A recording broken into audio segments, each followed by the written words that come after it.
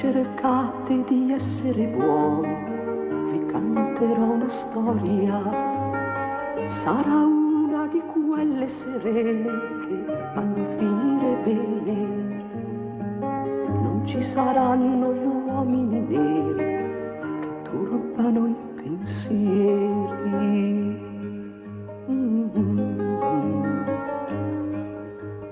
State buoni adesso bambini, venite più vicini. La storia di questa sera la canto sottovoce per non svegliare le cose strane che dormono nel buio. Così anche la notte nera non ci fa più paura. Dia di da.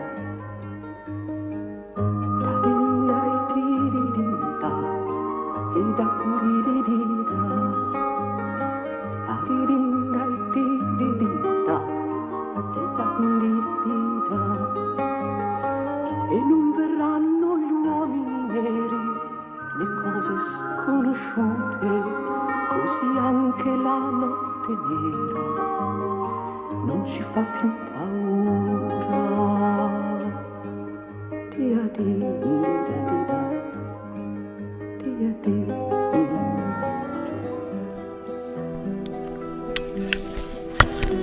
El 9 de febrero de 1625 nace en Benigànim, una pintoresca villa valenciana, Josefa Teresa Albiñana Gomar, junto a un hermano gemelo Agustín, que morirá a los pocos días de recibir el bautismo. Sus padres, Luis y Vicenta, eran sencillos, honrados y profundamente cristianos. Les unía una honda y sincera amistad con las religiosas agustinas descalzas que habían sido fundadas unos años antes, en 1611, en su pueblo. Es muy poco lo que sabemos de su niñez, infancia y adolescencia. Era natural que su educación correspondiera a la de una niña y joven, propia de un pueblo agrícola como Benigànim y una familia pobre como la suya. De muy niña, una prueba muy grande visitó su hogar, ya que, después de una rápida enfermedad, murió su padre, dejando viuda a su joven esposa y huérfanas a las pequeñas Josefa Teresa y su hermanita más pequeña, María. Movido a compasión, un familiar suyo, don Bartolomé de Tureda, se llevó consigo a las dos niñas, para que no les faltara nada de lo necesario. Y así fue creciendo Josefa, viviendo lo que sus padres le habían inculcado, con la sencillez de su tierna edad, la oración, el recogimiento, el silencio, virtudes que ella practicará con esmero durante toda su vida. Su madre contaba a las religiosas del convento que, cuando tenía 5 años, una noche se acostó sin rezar sus oraciones. Al despertarse a medianoche, se dio cuenta de ello y se puso en rodillas para rezarlas. Lo hizo con tanto fervor que se quedó en éxtasis, y su madre la vio levantada del suelo a cierta altura. A los 12 o 14 años, un día, estaba ocupada lavando y tendiendo la ropa, y se vio sorprendida por una singular visión. Se le apareció Jesucristo, vestido de nazareno, y circundado por una luz brillante, y le dijo: «Josefa, ¿me quieres por esposo, ya que yo te quiero para mí?» Y ella, con profunda humildad, respondió: «Sí, mi señor, yo os quiero por mi esposo, y no quiero a ningún hombre de la tierra». Esta visión marcó el sentido de su vida, pues en el futuro, estando en el convento, cada vez que se acordaba o le recordaban la aparición del Nazareno o de la O, como solían llamar, se extasiaba. De modo que, muchas veces, solo por verla extasiada, se lo recordaban sus hermanas religiosas. Josefa fue al día siguiente a contarle a su confesor, el párroco de Benigànim, la visión, quien, en un primer momento, se limitó a aconsejarle la frecuencia de la Santa Comunión, cosa que antes no le permitía, porque si bien observaba en aquella niña una índole suave, propensa a la virtud y a la piedad, la veía también ruda de educación y bastante retrasada en cuanto al desarrollo de sus facultades intelectuales. Josefa se comportó con docilidad y puso en práctica el consejo de su confesor y párroco. y otra vez se le apareció Jesús desde la sagrada forma, renovando su pedido de que se quería ser su esposa, y ella le volvió a reiterar el sí, diciéndole: Señor y Dios mío, pronta estoy, vuestra soy y debo serlo con vuestra divina gracia. Disponer de mí en todo y según vuestra divina voluntad. A raíz de esto, puso todo su esmero y diligencia en servir al Señor, con la mayor perfección que le era posible, y le permitían las condiciones de su estado. A la vez que atendía con suma diligencia a las ocupaciones de la casa de su tío, aumentó cuanto le fue posible los ejercicios de piedad y mortificación y cultivo, con asidua aplicación las virtudes domésticas de docilidad, obediencia, dulzura, mansedumbre y humildad. Siguió practicando sin desfallecer la oración, los preceptos de Dios y de la Iglesia, y frecuentó con gran fruto los sacramentos. Sus tíos tenían intención de casarla, pero ella siempre se resistió, diciendo que no había tenido ni tendría jamás otro esposo que Jesús. Viendo sus tíos su firme resolución, desistieron de sus intentos, y lo mismo un joven que la pretendió durante algún tiempo, el cual se casó con su hermana María, que murió a los pocos años de casada. En cierta ocasión, subiendo Josefa al granero de la casa de su tío, en compañía del criado, para sacar un saco de trigo, quiso éste abrazarla y besarla. Ella lo rechazó llena de indignación, dándole una fuerte bofetada y gritando: «Yo soy virgen», huyó corriendo. Para poder escapar solo había allí una ventanilla, por la cual era imposible que pudiera pasar el cuerpo de una muchacha, pues mide 25 centímetros de alto por 16 de ancho, y por allí pasó milagrosamente y saltó sin hacerse el menor daño. Teniendo 15 o 16 años, su confesor, para evitar solicitudes matrimoniales, le aconsejó que, cada vez que saliera de casa, fuera mordisqueando un pedazo de pan. Así haría un acto de humildad y la gente la tendría por tonta, burlándose de ella, y así lo hizo. Josefa era muy ingenua, tenía una mentalidad de niña de 4 años para las cosas del mundo, mientras que para las cosas del espíritu estaba muy adelantada, y buscaba la manera de entrar en el convento de las Agustinas Descalzas de Benigànim. Cuando su tío la enviaba para darles alguna ayuda, ella pedía que la recibieran cuanto antes, pero ellas, como habían oído comentarios desfavorables, dudaban en hacerlo. Un religioso conocido de ellas advirtió a la madre priora de no recibirla, pues, según él, era una muchacha atolondrada y glotona, como todo el mundo sabía. Pero ellas también estaban enteradas de su fervoroso corazón, de sus ansias de servir al Señor, de los extraordinarios favores con que Dios le había regalado. Todos estos temores quedaron disipados, como deponen los procesos, por la revelación del cielo que tuvo la madre Leocadia, priora de la comunidad, que recibida sin dilación en el monasterio a la joven Josefa. Así lo comunicó a toda la comunidad. Su entrada al convento fue el 25 de octubre del año 1643, a sus 18 años de edad, y la recibieron como hermana lega, hermana de obediencia, lo que suponía estar toda su vida, mientras la salud y las fuerzas resistieran, compañía inseparable del trabajo, la labor diaria, la fatiga, los quehaceres domésticos comunes y abatidos y humildes, y teniendo las puertas cerradas de por vida a los oficios de sacristana, tornera, maestra de novicias, subpriora y priora. En su semblante siempre risueño y sereno se reflejaba su interno contento. Tal sensibilidad de semblante no podía diamar sino del ejercicio de la oración y de la continua presencia de Dios. Acción y oración tenían a sus ojos el mismo valor, porque en todas las cosas buscaba la voluntad de Dios. Durante los 8 primeros meses, las religiosas probaron su vocación y vieron que, además de ser muy obediente y fervorosa, era fuerte y robusta para hacer toda clase de trabajos físicos, por lo que el 26 de junio de 1644 la vistieron con el hábito agustiniano. El año de noviciado fue un año de cielo para ella. Tuvo la gracia de tener 2 fuertes columnas de la vida religiosa, en la madre Leocadia, priora, auténtica sierva de Dios, y en la subpriora. Y el 27 de agosto de 1645 hizo su profesión religiosa, cambiando su doble nombre de bautismo por Sor Josefa de Santa Inés. A partir de 1690, intercaló el nombre de María, como las demás religiosas del convento, por lo que definitivamente se llamó Sor Josefa María de Santa Inés. Desde el principio de su vida religiosa, el demonio, con el permiso de Dios, empezó a molestarla frecuentemente. Ella lo sufría todo por la salvación de los pecadores y de las almas del purgatorio. En cierta ocasión se encontraba trasladando leña de un lugar a otro. Después de un rato de trabajo, se sintió muy fatigada y como si el cuerpo le pidiera un justo reposo.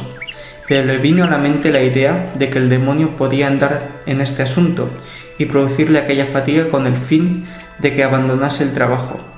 Para vencer a su enemigo, se dio con el mayor esfuerzo y empeño a tan penosa tarea. Nuestro Señor se le apareció en la simpática forma de un niño preciosísimo y con suaves palabras le dijo: cuando te falten las ganas, hay que hacerlo por amor de Dios, y con gana y sin gana por amor de Dios. Desde este momento tuvo siempre en la mente esas palabras divinas, que iba repitiendo en todas las obediencias: con gana y sin gana por amor de Dios. La virtud y el trabajo de aquel alma transparente, sencilla, ingenua, de niña grande, era un poderoso estímulo para las demás religiosas del monasterio, cuyas muchas de ellas eran ancianas, cultas y de familias muy distinguidas. Son incontables los prodigios que obró el Señor en favor del convento. En una ocasión se le cayó en el pozo una llave de las oficinas. Preocupada, levantó la voz diciendo: «¡Válgame Dios! La llave se me cayó en el pozo. ¿Y cómo de ahora?». Oyeron sus voces las religiosas y una de ellas, atendiendo a su sencillez, le dijo: «Toma un anzuelo con un cordel, métalo en el pozo y sacad la llave». Las otras, viendo que ponía por obra lo que se le había dicho, no pudieron contener la risa, pero al echar en el pozo el cordel con el anzuelo, vio que el niño Jesús se arrojaba al agua para poner la llave en el anzuelo. Al ver esta acción del niño, Dios, movida del afecto, dijo: «Guardad, Señor, que no os ahogadéis». Y diciendo y haciendo, tiró el cordel y sacó la llave prendida en el anzuelo. El 18 de noviembre de 1663, cuando contaba con 38 años, se le impuso el velo negro con total acuerdo de la comunidad y elevándole de hermana lega a codista. Ella no sabía ni leer ni escribir, y el señor arzobispo le conmutó la obligación del oficio divino por la recitación de 104 Padre Nuestros, ordenándole que, cuando asistiese al codo, hiciese oración mental. Pero un día, estando en la huerta del convento, ocupada en actos propios de la obediencia, se le apareció nuestro Señor y le dijo: «Inés, ¿por qué no vas al codo?». A lo que respondió: «Señor, ¿para qué voy a ir si no sé rezar el oficio?». Entonces el Señor, tomándola de la mano, le dijo: «Ven conmigo al codo, y yo te enseñaré a rezar». Obedeciendo fielmente, se fue al codo con las otras religiosas, y recitó y cantó el oficio divino, causando extraordinaria e inesperada novedad. Desde ese día continuó su asistencia, recitando y cantando con las religiosas codistas el oficio divino, y no tenía en sus manos ningún breviario, sino un librito de la Santísima Virgen en el que había una imagen del Ecce Homo, al cual dirigía su mirada y mirándole se extasiaba en amor divino y recitaba y cantaba el oficio, verificándose tal prodigio y maravilla todos los días hasta que murió. Este prodigio se repetía mientras estaba en el codo, porque apenas salía de él, ya que no sabía leer ni escribir nada ni conocía siquiera una letra. Cuando terminaba el oficio divino, se quedaba en el codo ante un niño Jesús y llamaba a su quitapenas, donde permanecía extasiada. Era la primera en asistir al codo y la última en salir de él. Agradecía muchísimo a la sierva de Dios cualquier favor que se le hiciera, considerándose indigna de recibirlo, pues para ella el mayor honor y el más alto empleo era ocuparse de los ejercicios más humildes de la obediencia, como limpiar, barrer, etc. Si alguna vez la madre priora o las demás religiosas le decían alguna advertencia o alguna palabra que tuviese sabor a corrección, nunca se disculpaba, Lo soportaba con natural alegría y solía decir a las monjas: hermanitas, no os disculpéis jamás. Cuando os reprendan, callad, humillados, sufriendo todo por amor de Dios. Para poder dar más tiempo a la oración, se despertaba y levantaba en la cama 2 o 3 horas antes de la señal, las cuales empleaba en visitar las estaciones del Via Crucis. Las horas de recitación, esto es, los limitados ratos que en las comunidades deben discurrir según las constituciones en piadosos o útiles colegios fraternales. En el convento de Beniganim eran deliciosas y regaladas estancias por las dulces conversaciones y por los éxtasis frecuentes que aún en tales momentos de solaz y expansión sobrevivían a la hermana Josefa y les decían: es un gran gusto para Dios que estas horas las empleemos en conversaciones que miden la gloria de Dios. Haciéndolo de este modo, mereceremos y obtendremos la visita del Señor para que esté con nosotras. Y frecuentemente se ponía a cantar con indecible devoción y alegría espiritual la siguiente cuarteta: por la sala de sus damas se va paseando el rey, herido de amor de ellas, que el amor no tiene ley. Estos versos claramente se ve que lo habían inspirado el Espíritu Santo, porque la natural sencillez de la hermana no daban de sí talento de componerlos, ni aun de pronunciarlos como lo hacía. No fue solo alma de oración, sino también una celosa apóstol para que otros lo fueran. Ella conocía muy bien los beneficios efectos de la misma y por ello deseaba hacer partícipes a los demás. Todas las monjas tenían en su querida hermana Josefa la fuente de sus consuelos y a ella recurrían con entera confianza para comunicarles sus necesidades, sus angustias, sus dificultades, sus tentaciones y sus apuros de espíritu, en la completa seguridad de encontrar en aquella alma cándida e inflamada de caridad ardiente el adecuado remedio, consejo y consuelo. Muchas veces no era necesario ni manifestar lo que pasaba por su interior, porque ella penetraba en lo más recóndito del corazón y de la conciencia, les veía y les leía el alma como se ve la imagen en un espejo. Era grande la caridad que tenía con los pobres y necesitados, y un día, siendo torneda, se acercó un mendigo pidiendo limosna. Le conmovió tanto el corazón que, deseando darle mayor limosna de la ordinaria, recurrió a la madre priora, diciéndole: «Madre, hay en la portería un mendigo que me ha robado el corazón y no sé qué darle de limosna». La madre priora le dijo: «Pues bien, dele un panecillo». Ella, no satisfecha, insistió: «Madre, ¿no le daremos algo más? Yo no sé qué clase de pobre es este que me ha movido tan fuertemente a compasión de su modo de pedir, y me parece poco un panecillo». A esto la priora, también conmovida, respondió: «Pues dele 2 panecillos y 2 huevos». Ella se fue muy contenta y colocó en el torno para el pobre mendigo los 2 panecillos y los 2 huevos. El mendigo tomó la limosna, la besó en señal de agradecimiento y la volvió a dejar, diciéndole a la santa tornera: «Yo no busco ni pan ni huevos, sino solo corazones». Y en el momento mismo desapareció el mendigo.